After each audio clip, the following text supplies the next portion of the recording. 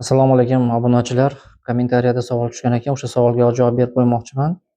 Meros masalasida, ya'ni noturar joyda meros bo'yicha savol. Holat shunday bo'lganki, er-xotin bo'ladigan bo'lsa, erining nomida noturar joy bo'lgan. Ya'ni ko'chmas mulk bo'lgan, qanchadir miqdorda hududi bo'lgan. Er vafot etgandan keyin ayol buni sotmoqchi bo'lgan, sotib yubormoqchi bo'lgan. Lekin notarius o'tkazib bermagan. Chunki bu yerda xotin qonuniy nikohda turuvchi xotin asosiy merosxo'r hisoblanadi, lekin shar'iy nikohdan bo'lgan farzand ham bo'lgan.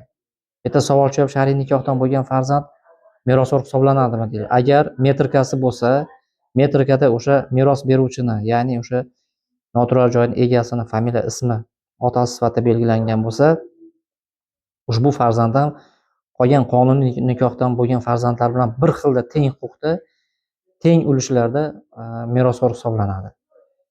Endi bu yerda o'zini jarayoni bor, protsess bor. O'sha vafot etgandan keyin meros beruvchi 6 oy o'tgandan keyin ayoli, turmush o'rtog'i notariusga borib meros o'zi nomiga olish kerak. Meros guvohnomasi berish kerak bo'ladi.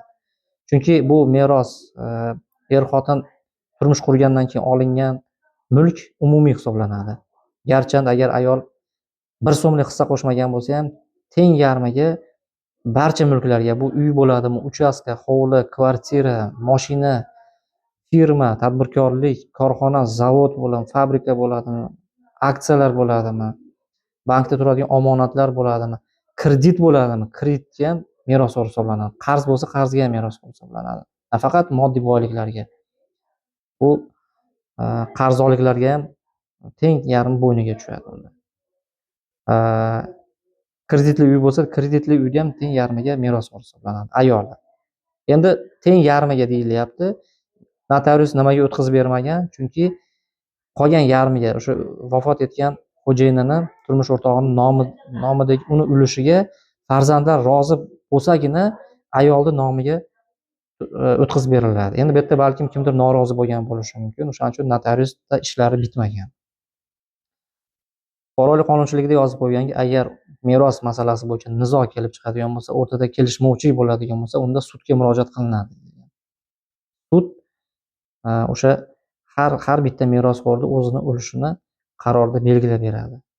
Belgilab bergandan keyin o'sha o'zini ulushiga kadastrda mutaxassisini chaqirib turib, o'sha 3 dan 1 qismi bo'ladimi, 6 dan 1 qismi bo'ladimi, nechta farzand bo'ladigan bo'lsa, turmush o'rtog'i va farzandlar qismlarga bo'lib beradi qarorda. Qaror asosida kadastrda mutaxassisi uni hududini, chegarasini belgilab beradi.